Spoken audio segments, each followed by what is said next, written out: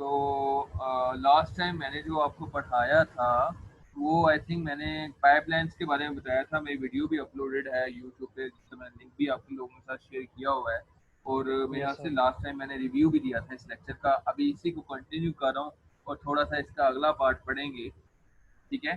तो last time मैंने आप लोगों को बताया था इस टाइमिंग डायग्राम के बारे में कि ये किस तरह से इंस्ट्रक्शंस को एग्जीक्यूट करती है। ठीक है, पाइपलाइन के अंदर कैसे इंस्ट्रक्शन एग्जीक्यूट होती हैं, ये चीज़ बताई गई थी। तो काइंडली मुझे बता दीजिए कि मेरी आवाज़ आप लोगों को क्लियर आ रही है। यस सर, क्लियर है। ओके ठीक है, चलिए हम स्टार्ट करते हैं।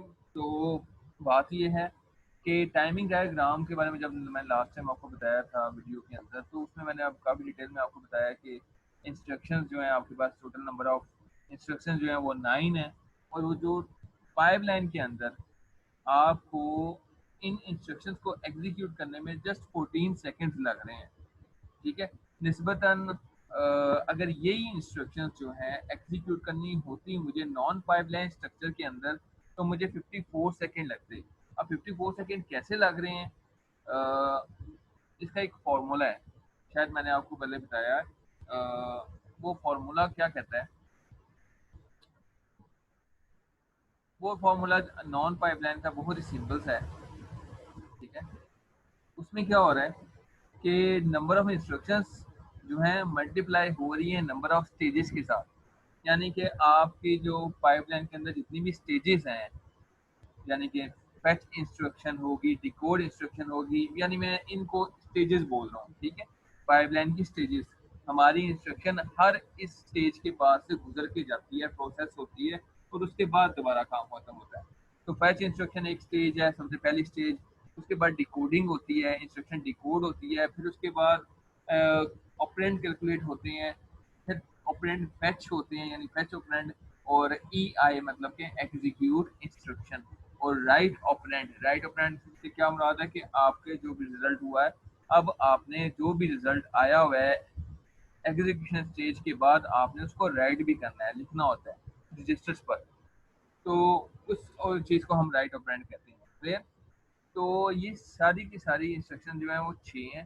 ठीक है, बाद आर्किटेक्चर में 5 भी होती हैं, बाद में 4 भी होती हैं, 6 भी होती हैं, इस तरह से डिफरेंट है depending on the architecture being used. तो इंस्ट्रक्शंस हैं हमारे पास, टोटल नंबर ऑफ 9 है इस डायग्राम के अंदर, आप देख सकते हो। आई होप आपको क्लियर नज़र आ रही हो। मैं इसे थोड़ा बड़ा कर देता हूँ।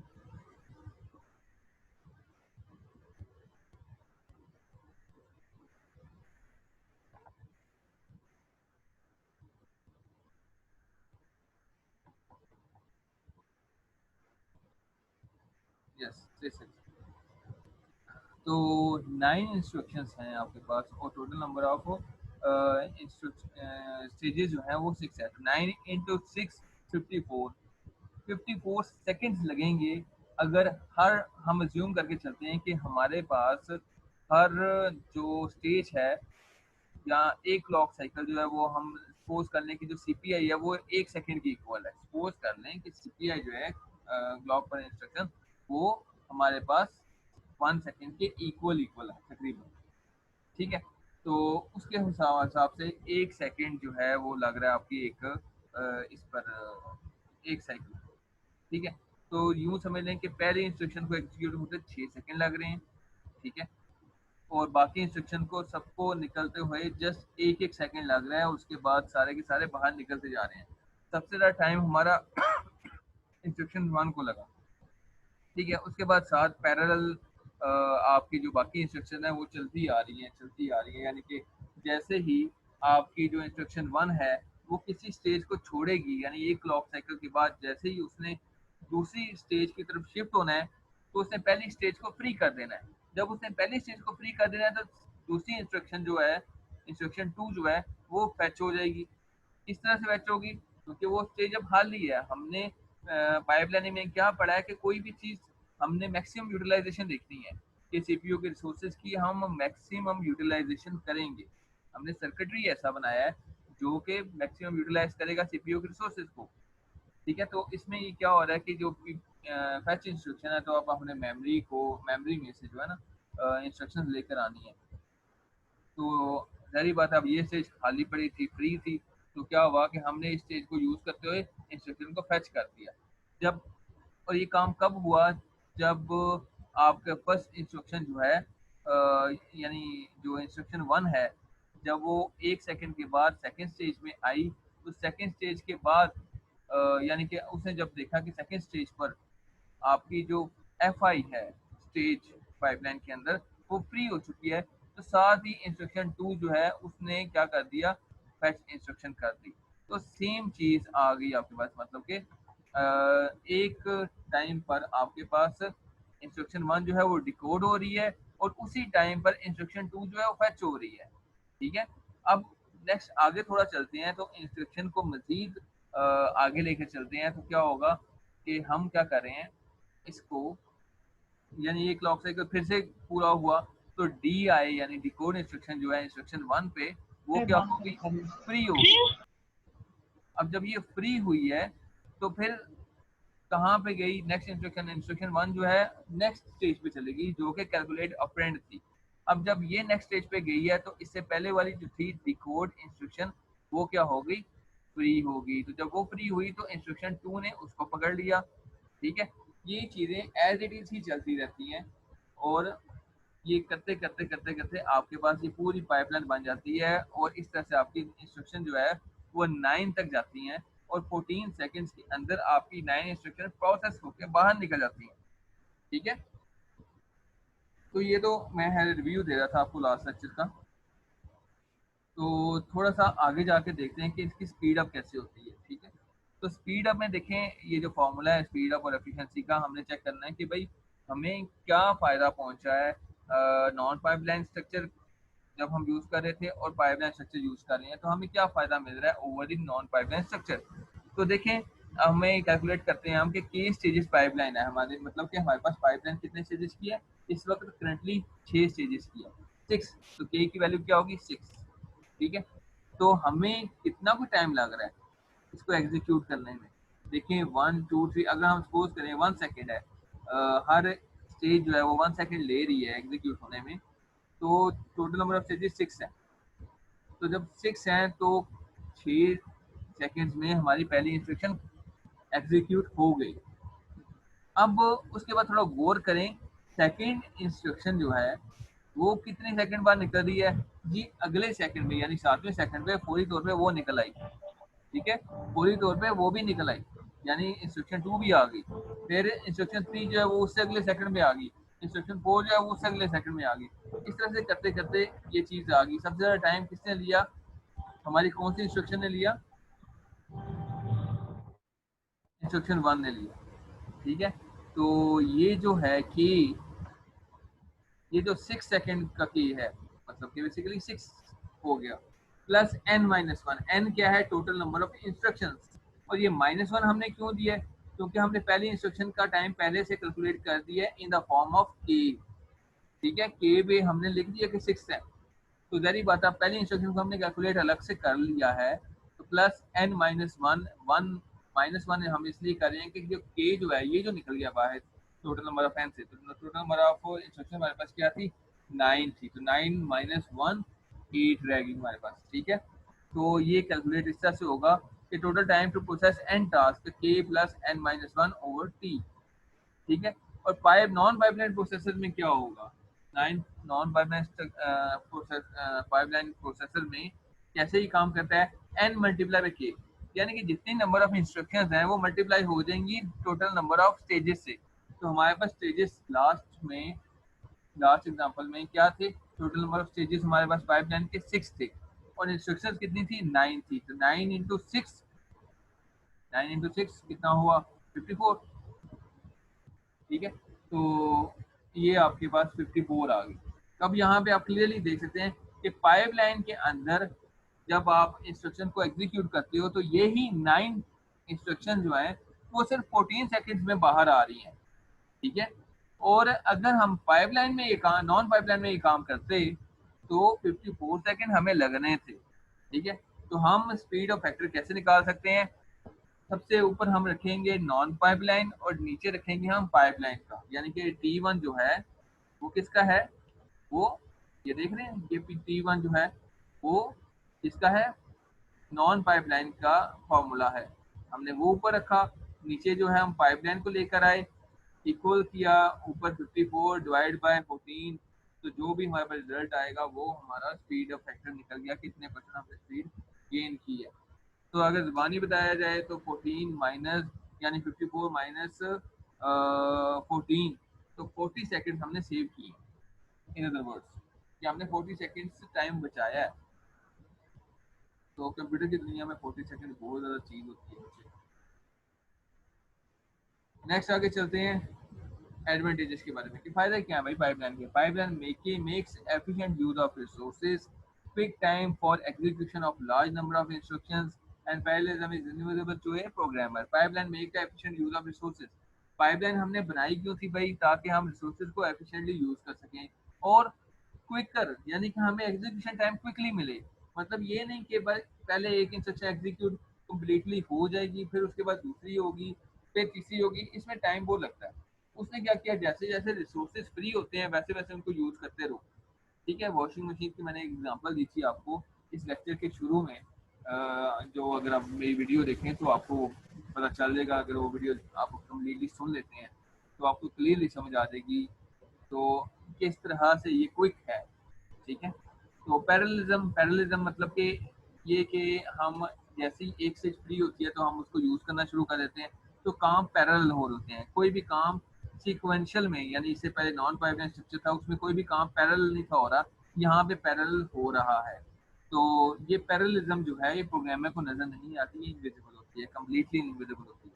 ठीक है, तो जब बेटा हम पाइपलाइन की बात करते हैं, जब भी हम पाइपलाइन की बात करें बेटा याद रखिएगा, पाइपलाइंस जो हैं जहाँ पे हमारे लिए आसानियाँ पैदा करती हैं वहाँ पे काफ़ी ज़्यादा प्रॉब्लम्स भी क्रिएट हो जाती हैं जिनके सॉल्यूशंस भी हैं। ठीक है, और वो प्रॉब्लम्स कौन सी हैं, स्ट्रक्चरल हैज़र्ड्स हैं, उनको हैज़र्ड्स बोलते हैं। ठीक है, हैज़र्ड्स, पाइपलाइन हैज़र्ड्स बोलते हैं। ठीक है, तो पाइपलाइन हैज़र्ड्स क्या है, वो प्रॉब्लम्स हैं जो कि आपकी पाइपलाइन के अंदर आ जाती हैं।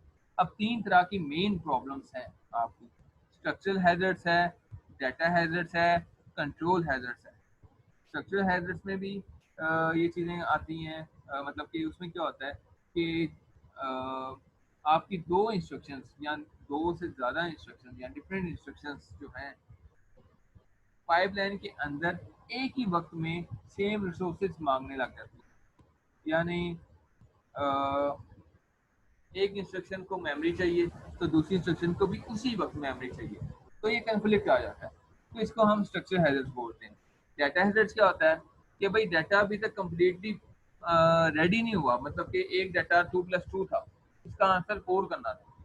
ठीक है, इसका आंसर 4 आता है, अभी ये प्रोसेस हुआ नहीं है, तो किसी ने इसका रिजल्ट पहले मांग लिया, तो जारी बात है अगर पहले मांग लिया तो उसको पहले मिलेगा और मेमोरी से उठाएगा तो मेमोरी में 4 की जगह पे 2 ही उठा देगा, तो वो गलत डाटा उठा रहा है। तो इसको हम डाटा हैजर्ड्स कहते हैं। कंट्रोल हैजर्ड्स क्या होता है, कंट्रोल हैजर्ड्स में ये होता है मसला कि इसमें आपका जो कंट्रोल है, फ्लो कंट्रोल जो है उसकी बात की गई है।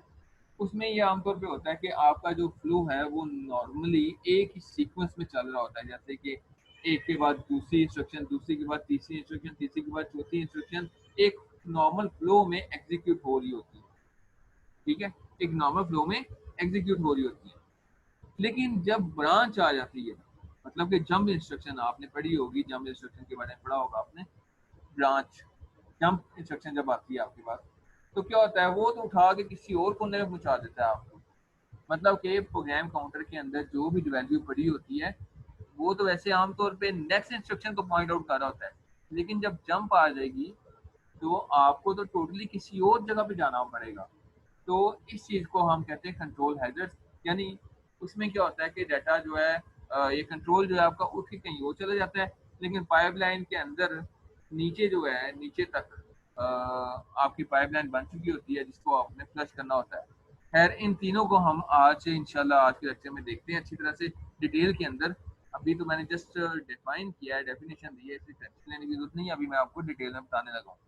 ठीक है, तो अभी तक का कोई क्वेश्चन अगर आपके समझ में आता है कि कुछ पूछना है आपने कुछ। कोई भी क्वेश्चन आपके ज़हन में आ रहा है तो काइंडली आप पूछ सकते हैं, you have a time for that.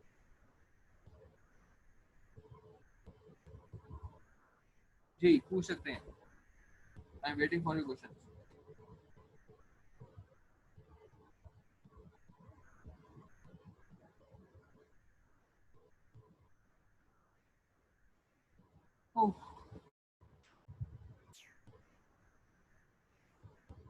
Hello.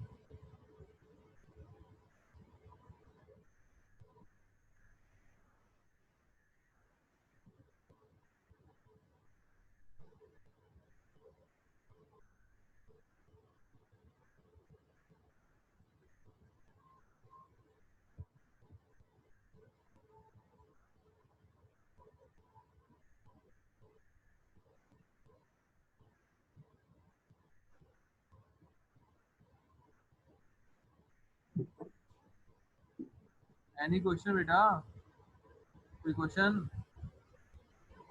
है कि नहीं?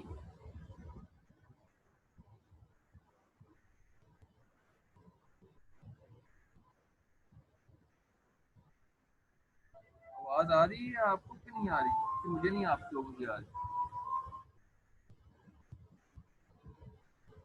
आ रही है आपकी आवाज। आ रही है आवाज।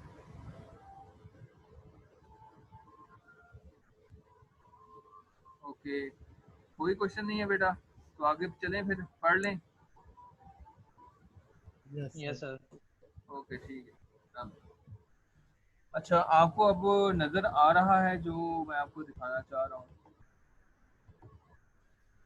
इमेज क्लियर है? Yes sir.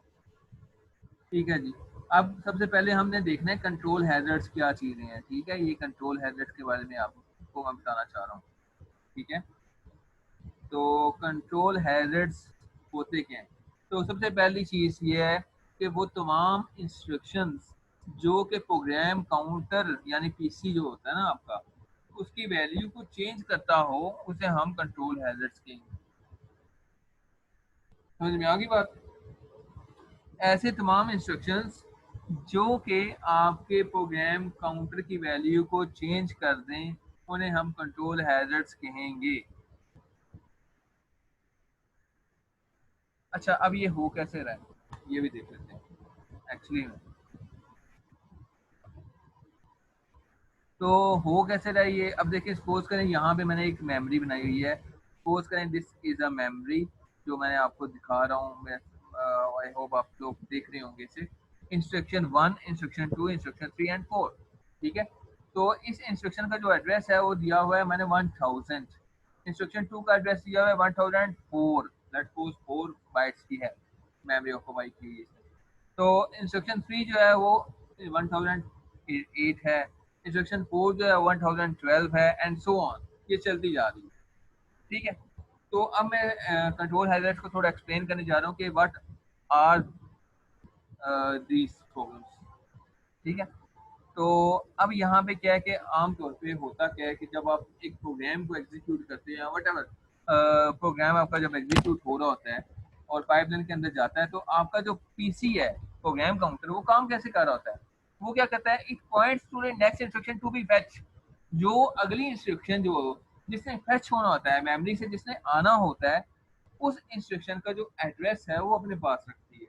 पीसी का क्या काम होता है, इट फैचेस या it contains the address of the next instruction to be fetched. ठीक है, ये उस एड्रेस उस इंस्ट्रक्शन का एड्रेस अपने पास रखती है जो अगले नंबर पे मेमोरी से उसने लेकर आनी है।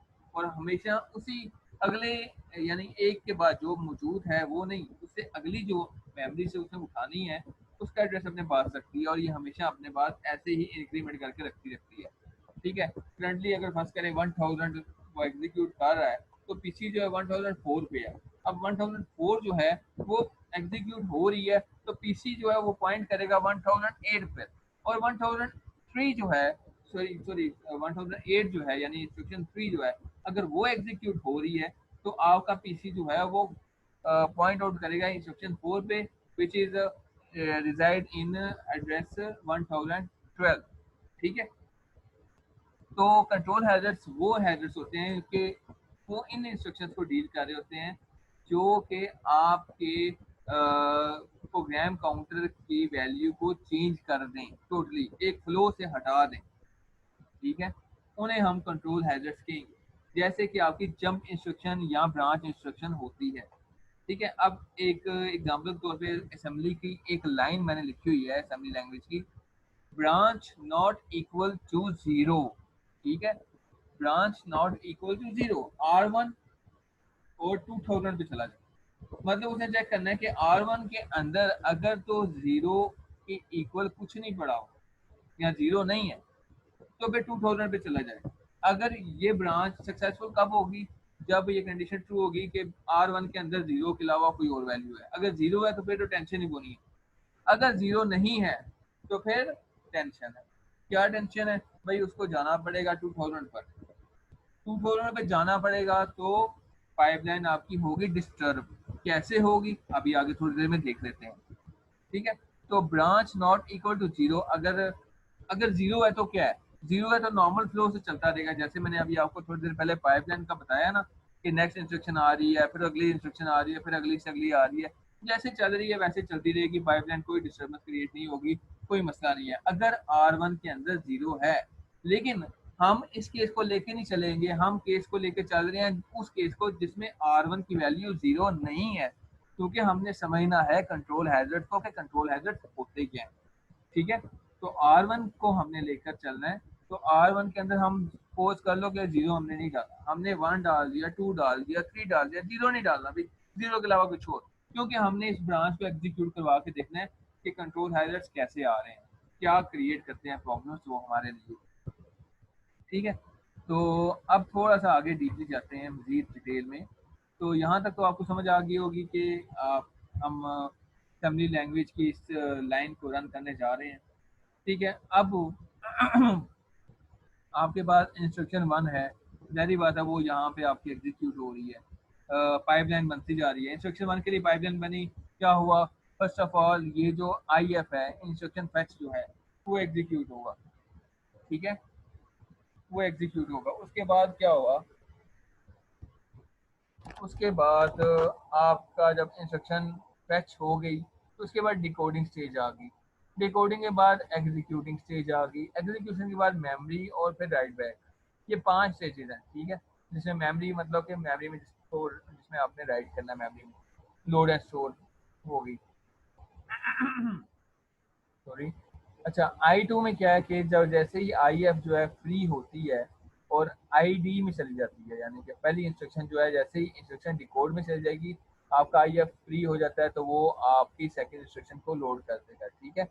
तो अब सपोज करो, अगर सपोज करें IF तो एक नॉर्मल इंस्ट्रक्शन थी, सपोज करो IF जो है ये वाली जो है इंस्ट्रक्शन 1 जो है वो 1000 एड्रेस पे पड़ी हुई है और वो एग्जीक्यूट हो रही है।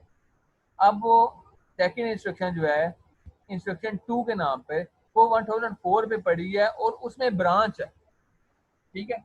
और याद रखिएगा ब्रांच का हमें कब तक पता नहीं चलता, ब्रांच का हमें उस वक्त तक पता नहीं चलता जब तक हम इस WB की स्टेज पे ना आ जाए, यानी कि हमारी एग्जीक्यूशन एंड ना हो जाए, राइट बैक पे ना आ जाए।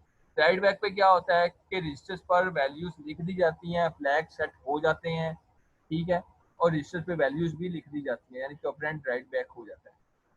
तो तब जाके पता चलता है कि जनाब ये जो इंस्ट्रक्शन थी ये तो ब्रांच थी, ठीक है। तो अब थोड़ा सा मैं आपको एक डिटेल पिक्चर दिखाता हूँ इसी की, आपको शायद ज़्यादा बेहतर समझ आएगी इसकी।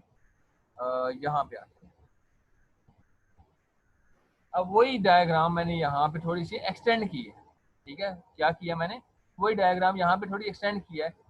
तो यहाँ पे क्या हो रहा है, IF है, ID execution memory and right back, फिर IF ID executing memory and right back.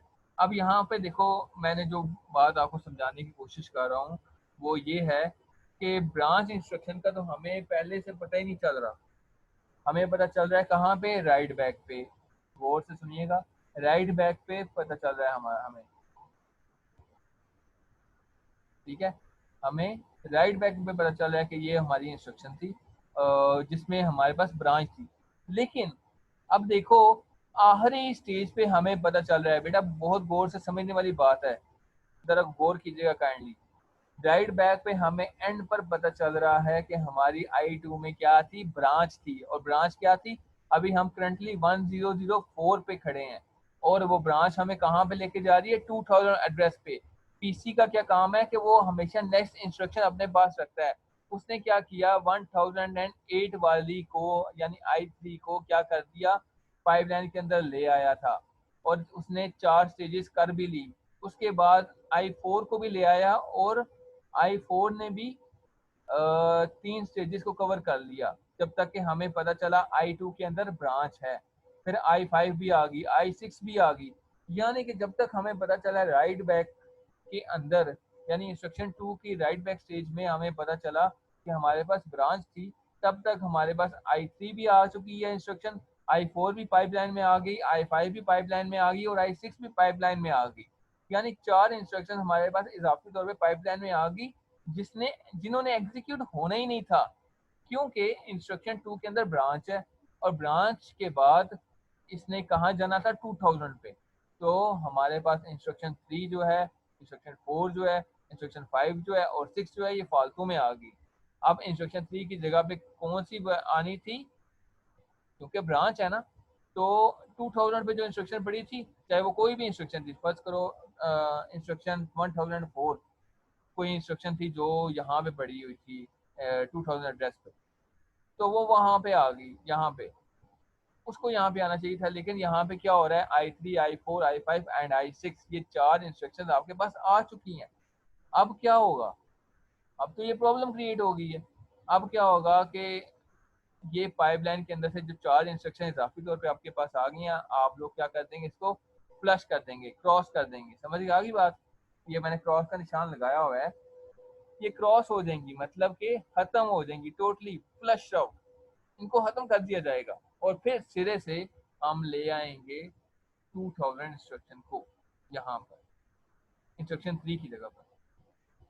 अब यहाँ पे देखें कितना बड़ा कंट्रोल एरर आया, मतलब कि कितना बड़ा हैजर्ड है ये कंट्रोल फ्लो का, कि जिसकी वजह से हमें 4 इंस्ट्रक्शंस को हमें पाइपलाइन के अंदर लेके आना पड़ा।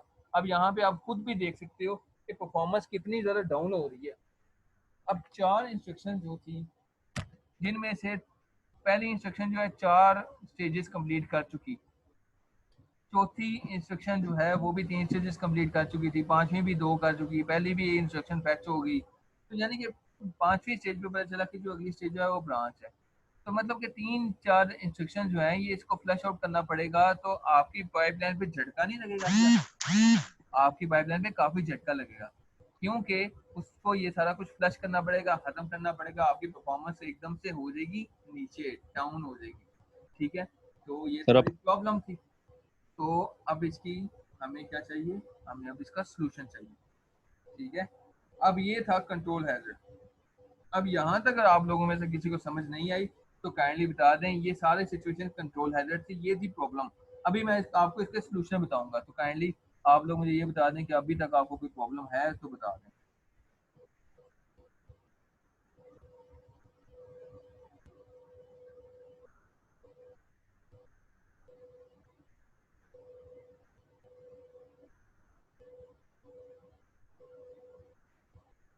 जी दानिश बेटा, आप मुझे इधर मैसेज करके नहीं, इधर से बोलो, यू कैन आस्क क्वेश्चन बेटा, आई am waiting for you Danish. Sir ये I2 पे हमें जैसे पता चल रहा है कि लास्ट पे जो है राइट बैक है, हम कहते हैं कि जब I2 एंड होता है तो उसके बाद I3 I4 और I5 और I6 की यो इसकी कुछ कुछ स्ट्रेटेजी जो है वो स्टार्ट होना शुरू हो जाती हैं। तो सर I1 पे भी I1 पे एंड पे देखें ना, वो राइट बैक की आपने लिखा हुआ है, तो सर वहाँ पे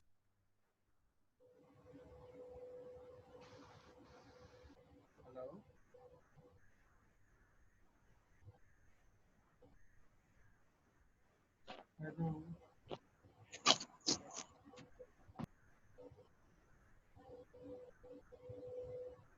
आपकी आवाज़ कट गई है, काइंडली दोबारा बता दें।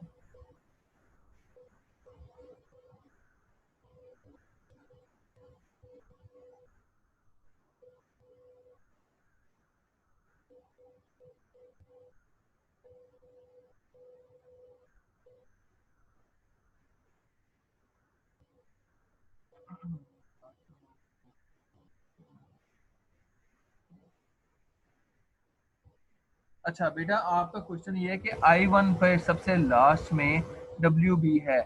तो बेटा यहाँ पर WB जो है ये इंस्ट्रक्शन 1 का है, और ब्रांच जो आ रही है ना वो आपकी इंस्ट्रक्शन 2 पे है। आपका क्वेश्चन बेटा ये है कि अगर ब्रांच I2 में आ रही है तो क्या I1 के WB में हमें ये पता नहीं चलेगा कि I2 में ब्रांच है? तो बेटा बिल्कुल नहीं पता चलेगा, हमें एक कतरा भी नहीं पता चलेगा, क्योंकि इंस्ट्रक्शन 1 का इंस्ट्रक्शन 2 से कोई लेना देना नहीं है। इंस्ट्रक्शन 1 एक सेपरेट है, उसका राइट बैक, उसकी मेमोरी, उसकी एग्जीक्यूशन सेपरेट हो रही है, और वो बेशक आपस में लिंक बेशक करें by any mean, but right back जो हो रहा है वो सिर्फ इंस्ट्रक्शन 1 का हो रहा है। ठीक है, इंस्ट्रक्शन 2 ने अभी आना है और उसने एग्जीक्यूट होना है। ठीक है, और इंस्ट्रक्शन 2 की एग्जीक्यूशन होने के बाद जब राइट बैक स्टेज आएगी तब पता चलता है हमें कि यहाँ पर क्या है, हमारे पास ब्रांच थी। I2 की एग्जीक्यूशन होने के बाद हमें पता चलेगा कि इस I2 के अंदर ब्रांच है। समझ में आई बात? क्योंकि राइट बैक स्टेज ही हमें बताएगी कि हमारे पास ब्रांच आ रही है, क्योंकि पहले तो इंस्ट्रक्शन फैच होगी, डिकोड होगी, फिर एग्जीक्यूट होगी। एग्जीक्यूट होने के बाद जब मेमोरी में आई तो लोड एंड स्टोर होगा, सारी बात है। उसके बाद आपका जो राइट बैक है वो आपके रिजल्ट को दोबारा से वापस R1 में रखेगा, तो R1 में पता चलेगा कि भाई वो जो असेंबली लैंग्वेज का जो कोड था जिसमें वो R1 की वैल्यू को चेक करता है कि BNEZ, यानी कि branch if not equal to 0 R1 की वैल्यू को चेक करेगा। राइट बैक में R1 की वैल्यू लिख दी जाती है या उसके फ्लैग सेट हो जाते हैं।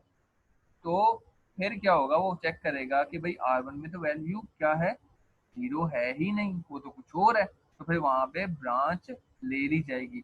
अब जब यहाँ तक पहुंचेगा ना I2, तो नीचे जो है, अब देखें जैसे जैसे एक एक स्टेज फ्री करता जा रहा है वैसे वैसे पाइपलाइन में नई नई स्टेजेस आती जा रही हैं, नई नई इंस्ट्रक्शन फैच होती जा रही हैं, और वो भी अपना अपना काम कर रही हैं।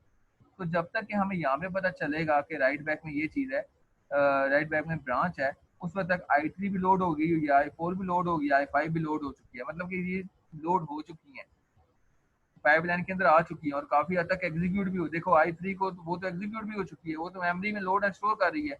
I4 को देखो वो एग्जीक्यूशन स्टेज में है राइट बैक में, और I5 को देखो वो अपना इंस्ट्रक्शन डिकोड कर रही है। I6 जो है वो इंस्ट्रक्शन फचिंग स्टेज में जा रही है, या आ रही है, वो इंस्ट्रक्शन फैच होके आ रही है I6। तो अब यहाँ पे देखो कि इतनी ज़्यादा, यानी कि 3-4 इंस्ट्रक्शन जो हैं वो हमें पता चलेंगी, यानी कि ये सारा कुछ हो चुका होगा तब हमें पता चलेगा कि भाई अगली जो ब्रांच, अगली ये जो इंस्ट्रक्शन हमने एग्जीक्यूट किया इसमें तो ब्रांच है। अगला तो अब पता हमने कहीं और जाना था, I3 को हमने क्यों बुला लिया?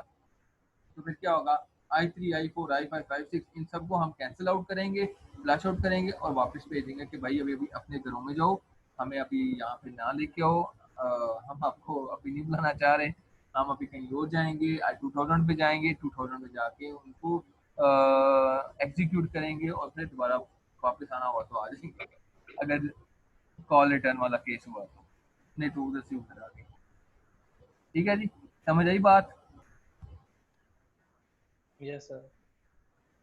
चलें आगे चल सकते हैं, और किसी का कोई क्वेश्चन है तो काइंडली बता दें।